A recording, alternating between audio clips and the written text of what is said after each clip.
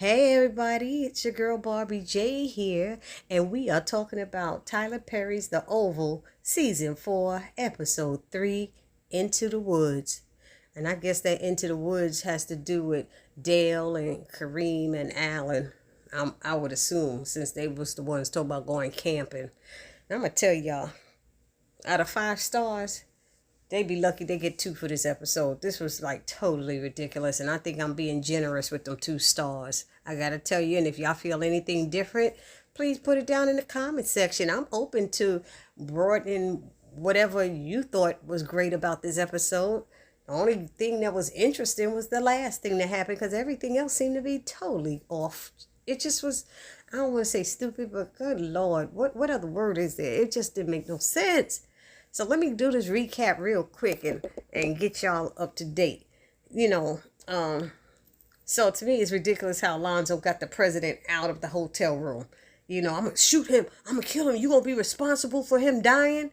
And how is it that he got this bomb or flash bag or whatever in his pocket? He just happened to have that in his pocket. Then he guilts the police, the DC cops into thinking that they're responsible. They'll be responsible for the death of the president. You know, if he puts a bullet in his head and they put their guns down and let him out the door, and then Alonzo throws that whatever bomb thing, and he gets in his car and he don't know how to back up. I guess the police car is blocking his car, and he drives along the sidewalk, damaging his daggone car, tearing it up. I don't know what it's going. And all the president is worried about is, wow, that was something. Could you believe that? Did you grab my coat? Did he grab your coat? You thought he was supposed to grab your coat? Hello? He gonna tell him he should have grabbed his coat before leaving. That was a dumb move. You know, the cocaine was in the coat pocket. And he's blaming Alonzo for this. I was like, Alonzo just got you out of there without getting your butt in trouble, stupid. He don't listen. Then we got Sharon and Richard, and they talking, and she keeps apologizing for all that's happening because of the president. He just loves her so much. It's like, Karen, leave it alone. They told you to stop apologizing for that already. Let it go. Okay? It ain't about you. It's about the horny president. He will poke anything. I'm surprised he won't do Miss Jody next door. Good God. He's told her he would, you know. So then they have Nancy go upstairs and to get Barry, because he's supposed to be sleeping and he's not there. They have no idea when and how he left the house. It's so ridiculous. Victoria's in it. I mean, he would have had to jump out the window, right? With all the people in the house.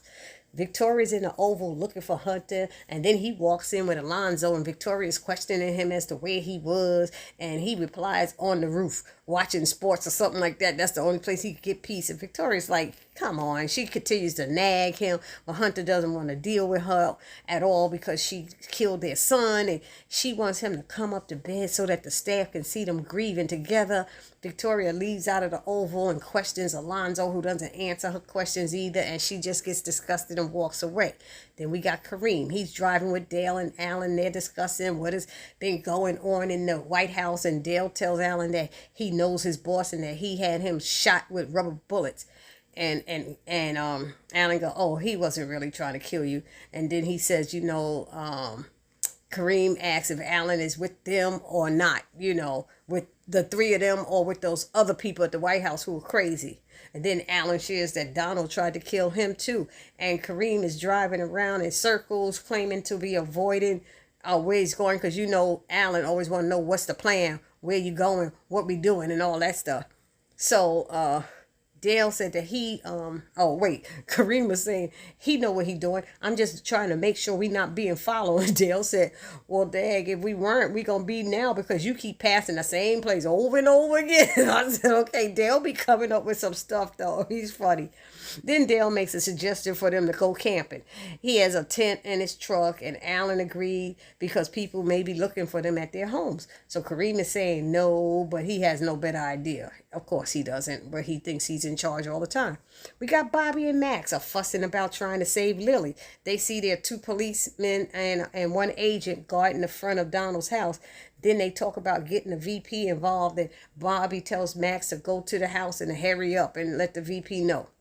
Then what's there? Now we got Alonzo. He's outside smoking a cigarette, and another agent comes up to him asking him questions about where was he with the president and why did he take him off the property, and he's supposed to have detail, and what happened to your car, and he has somebody at the DC police, and they said they got an APB out on his car, and they know that something went wrong, and they said you had the president, and da da da da, and he's going on, and Alonzo's like, how was I supposed to know, and I didn't know that, and da da da da. I mean, it was just back and forth.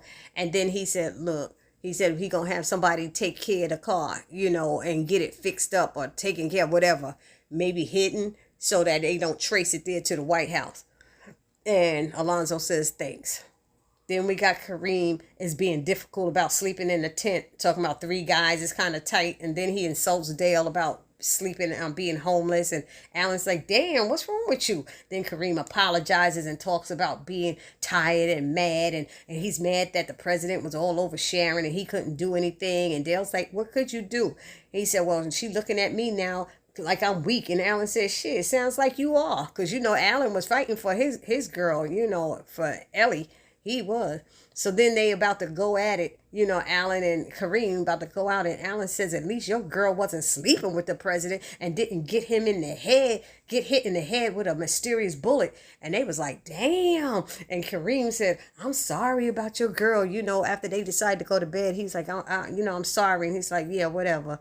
So then we have Kyle untying his face mask. They had to tie around his eyes. That he got it loose some kind of way with his tongue in under the bar or whatever. And then he's finding his way. I don't know what he got. He got something to try to unlock the handcuffs. He did that too easily. I'm telling y'all, that was just too easy. It didn't even make it believable. And he got it. He doing all of that, and he gets loose out the cuffs. And then we see dumbass Max left the cage open, didn't even close it all the way and slam it. I was like, come on, Max, you stupid. And Kyle said he really can't be that stupid, can he? And I was sitting there going, Kyle, he is that stupid. Then we have Richard. He's telling Sharon and Nancy they have to leave now. And Nancy's like worried about Barry and stuff. And he's like, well, he's going to be okay. He's going to be okay. And I'm like, well, if he's a dumb behind and sneak out the freaking house, maybe he would have been okay. Who knows what's going to happen to him, because he got to be stupid. He probably snuck out to get some weed again, because he ain't nothing but a weed head, it seems like it. Anyhow, Donald's being an ass. Lily is saying she needs to go to the bathroom, and Donald put a bowl of some sorts or something between her legs so much she could pee in that. First of all, how's she supposed to get her pants down and all of that? It's so stupid.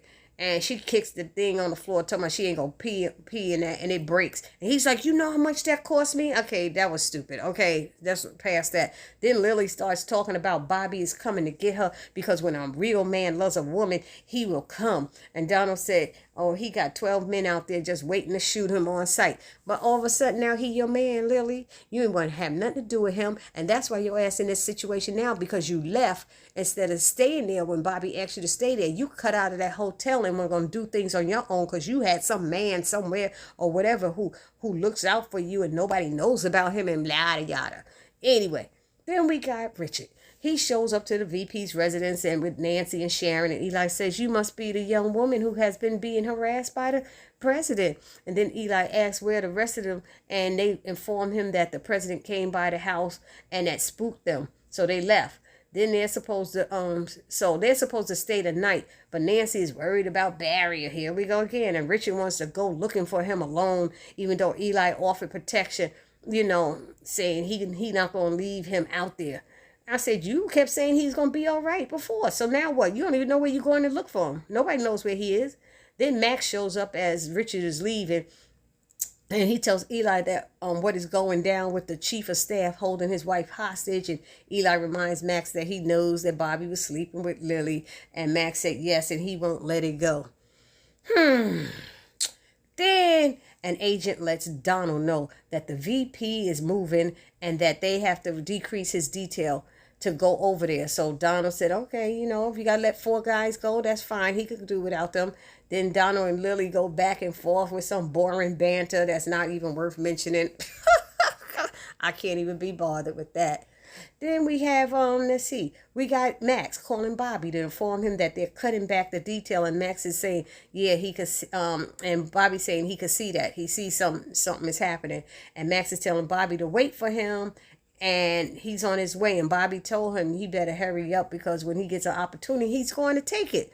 So then Kyle calls Max, and and tells him that he messed up big time. And Max is like, how'd you get a phone? He was like, how'd I get a phone? I got a phone. How did I get out? He said, you didn't. How did you let me get out and not secure the damn cage? So he also informed Max that he is sitting outside of his in-laws' house and that his son is there, and he plans to make his son pay for everything that Max did to him. So Max is screaming, no, no, all this stuff.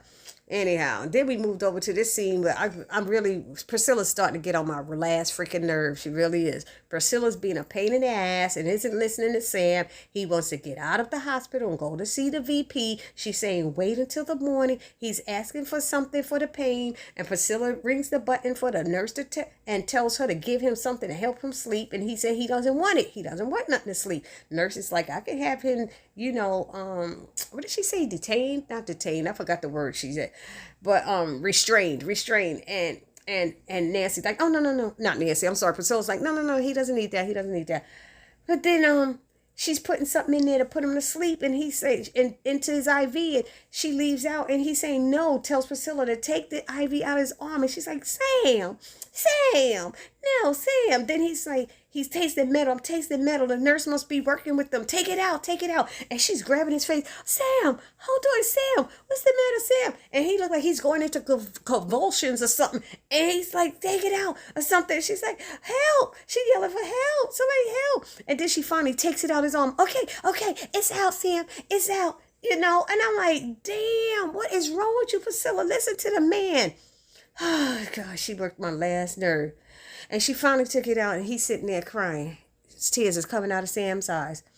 And then it ends with Victoria. She goes into the VP's residence, but not before, flirting with the two agents who are outside of his door.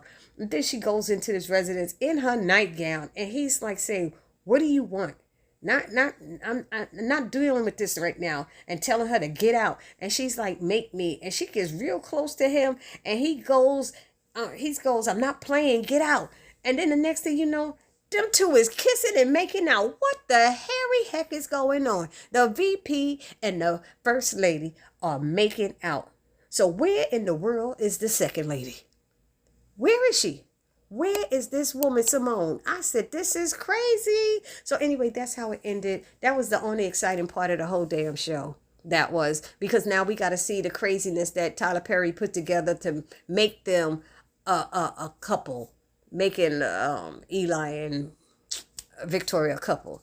Anyway, that's all I have for this recap. Let me know down in the comment section what you thought. If you haven't subscribed to my channel, please take a moment now, hit that subscribe button, then hit the like button or the thumbs up button, write a comment, and share. This is your girl, Barbie J, saying peace.